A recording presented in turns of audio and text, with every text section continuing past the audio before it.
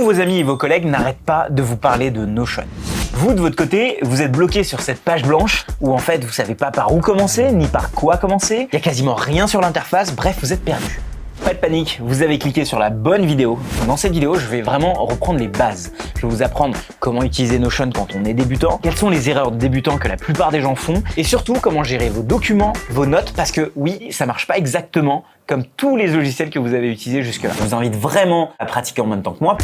Bonjour à tous, je m'appelle Shubham Sharma, ça fait plus de 6 ans maintenant que j'utilise Notion et j'ai dû faire plus d'une trentaine de vidéos sur ma chaîne. Donc si jamais c'est un sujet qui vous intéresse ou vous voulez vous mettre à Notion, ça peut être une bonne idée de vous y abonner. Vous voyez ces carnets de notes, c'est génial pour pouvoir prendre des notes, ok? On peut dedans écrire des choses, mais on ne peut pas mettre des liens, on ne peut pas collaborer avec des gens, il n'y a aucune interaction de possible avec ces carnets et c'est pour ça qu'on a inventé les outils digitaux. Ça nous permet d'aller beaucoup plus loin en termes de tout ce qu'on peut faire au-delà de la prise de notes. Et pourquoi Notion spécifiquement? Parce qu'avec Notion, au-delà de la prise de notes, vous allez pouvoir faire de la gestion de projet, vous allez pouvoir gérer vos connaissances, faire de la planification financière, gérer vos tâches, donc toutes les to-do list que vous avez dans une journée, vous allez pouvoir les gérer directement dans Notion.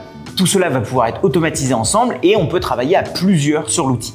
Mais ce qui fait la force de Notion, c'est de tout avoir au même endroit. Parce qu'une fois qu'on a nos données dans une source de vérité qui est la même, le fait de connecter toutes ces informations ensemble et de les avoir au même endroit, c'est ce qui fait que Notion est Notion aujourd'hui. Mais avant de réussir à faire tout ça dans Notion, il faut commencer par les bases et c'est ce que je vais vous montrer tout de suite.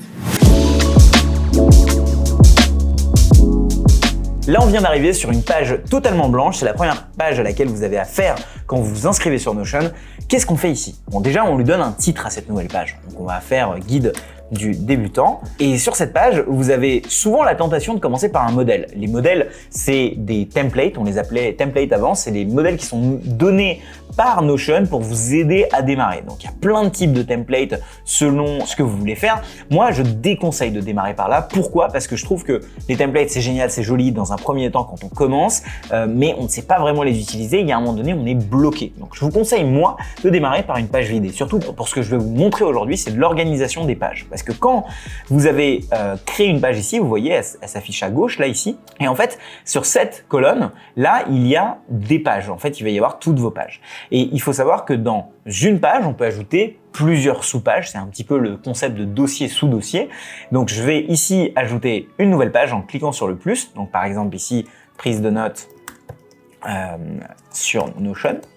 Et vous avez vu en haut, il y a le fil d'Ariane qui me permet de savoir voilà, que je suis dans le guide du débutant et que dedans, j'ai une page prise de notes. D'ailleurs, je le vois ici aussi en cliquant sur la gauche où j'ai guide du débutant dans lequel il y a une page prise de notes. Et pareil, dans cette page, je peux par exemple prendre des notes en tapant du texte directement ici.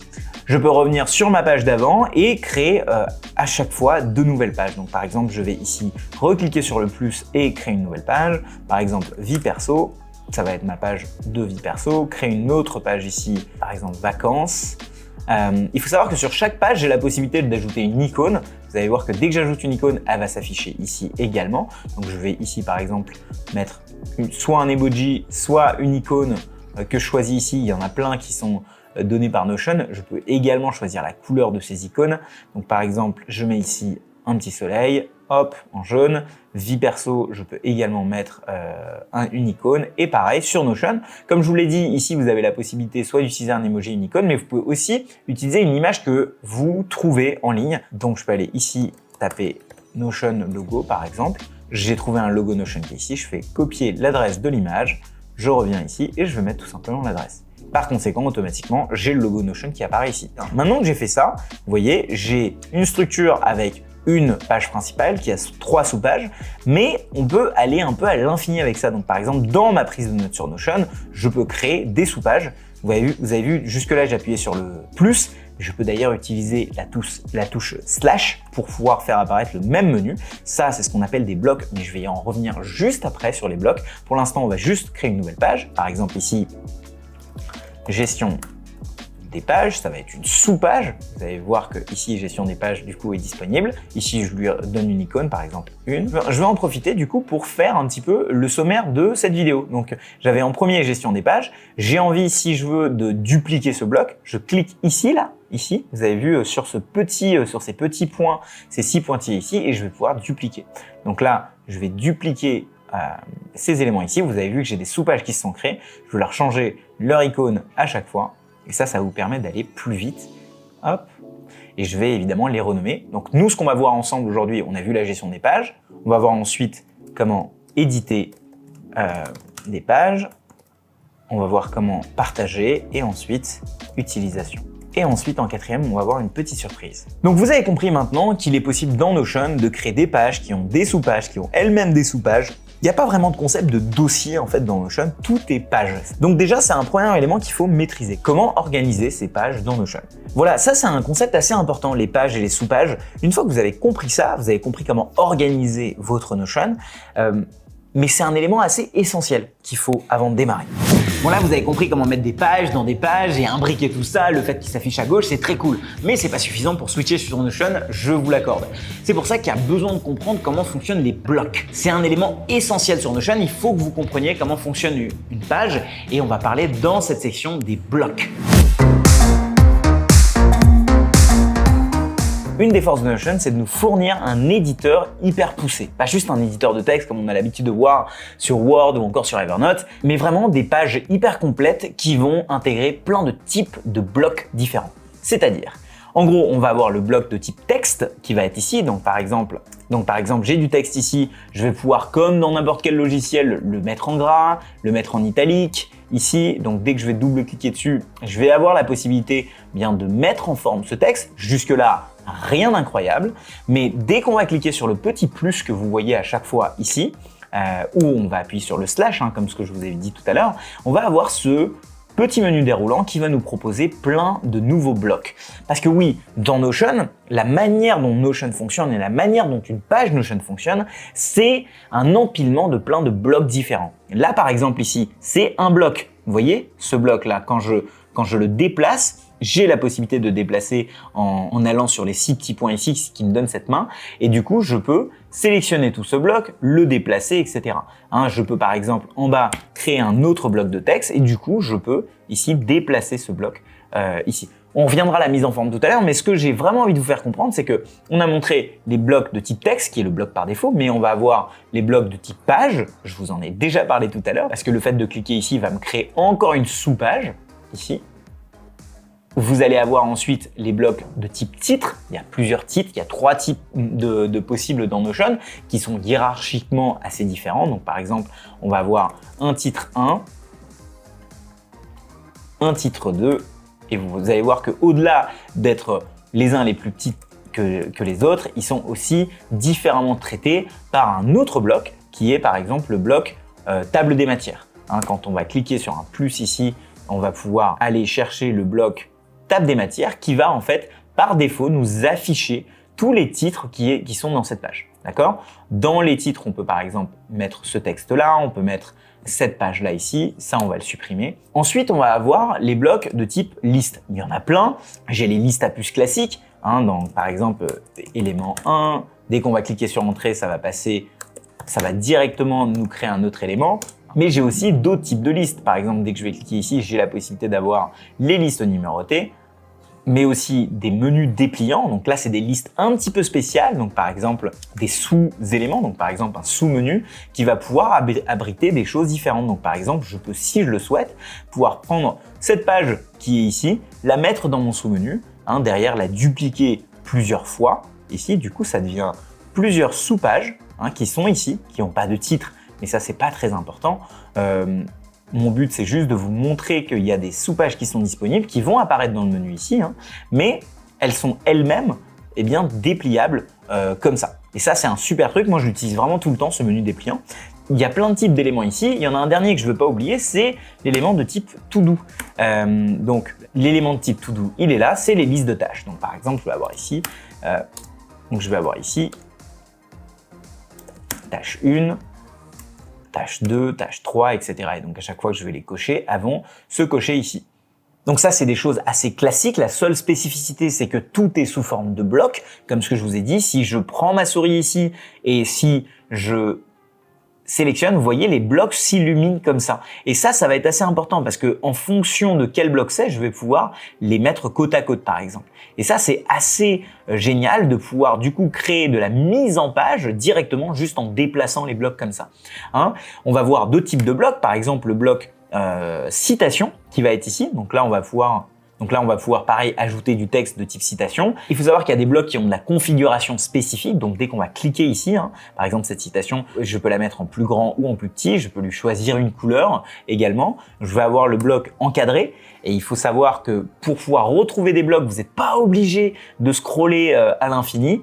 Vous allez pouvoir tout simplement, quand vous faites slash ou alors quand vous cliquez sur le plus, de tout simplement écrire encadré. Et là, vous avez le bloc encadré qui est là, dans lequel l'encadré, vous avez toujours une icône et une couleur. Donc là, vous allez pouvoir choisir par exemple la couleur et puis mettre un peu de texte ici. Donc déjà, on commence à voir que contrairement à quelque chose comme Evernote ou encore Word, on a beaucoup plus de possibilités de configuration, de personnalisation sur une même page. Et ça, c'est grâce aux blocs. Et vous allez voir, les blocs, tout au long de Notion, vous allez vous en servir.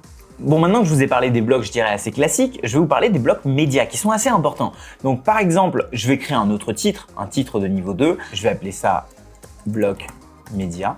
Et donc dans les blocs médias, qu'est-ce qu'on a? Vous allez voir qu'ils sont rangés à un endroit bien spécifique dans Notion, c'est ici. Je vais pouvoir du coup ajouter une image, je peux soit la charger depuis mon ordinateur directement ici et du coup j'ai l'image qui apparaît ici, soit en cliquant sur le plus, en râlant dans image, je peux utiliser Unsplash, qui est un outil libre de droit qui nous permet de retrouver plein de types d'images différentes. Donc par exemple, je ne sais pas pourquoi il me propose des photos de plage, mais par exemple avoir une image ici, ces images je peux les redimensionner comme ça, je peux, comme ce que je vous avais dit, les mettre côte à côte. Ensuite j'ai d'autres types de blocs médias. J'ai par exemple la possibilité d'intégrer une vidéo, la possibilité d'intégrer de l'audio, un aperçu de liens web. Donc par exemple, si je fais vidéo, je vais pouvoir mettre ici un lien d'une vidéo YouTube. Je vais par exemple sur une de mes dernières vidéos, je prends juste le lien de cette vidéo et je vais venir la coller ici. Et qu'est-ce qui va se passer? Et bien, vu que Notion a la possibilité d'être une page totalement interactive, j'ai une page dans laquelle je vais pouvoir lancer une vidéo YouTube. C'est quand même magique. Au-delà des vidéos YouTube, je vais pouvoir y intégrer des liens. Donc par exemple, dès que je veux intégrer un lien, je colle mon lien ici en faisant commande V ou CTRL V. Et là, il me propose soit de laisser le lien comme ça, soit de créer un aperçu visuel, soit de l'intégrer directement dans la page. Déjà, je vais commencer par créer un aperçu visuel. Vous allez voir ce qui va se passer. Il me propose les informations sur le lien et aussi une image si jamais le site web le propose. Parce que oui, le site web dont je vais vous parler, c'est Notion Facile. En fait, Notion Facile, c'est une formation que j'ai créée en 5 jours qui permet, en fait en réalité en 6 jours parce qu'il y a un jour zéro, mais qui permet en gros de revoir toutes les bases de Notion. Dans cette vidéo, on parle vraiment des basiques. On va pas vraiment parler des concepts avancés comme les filtres, les tris, etc.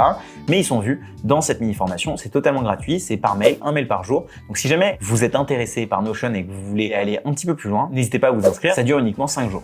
Mais revenons ici sur notre page Notion. Une fois qu'on a le lien, il y a la possibilité, si je recolle le lien, d'intégrer cette page directement dans Notion. Et c'est là la magie de Notion vient, ça veut dire que dans une page, on peut intégrer une autre page.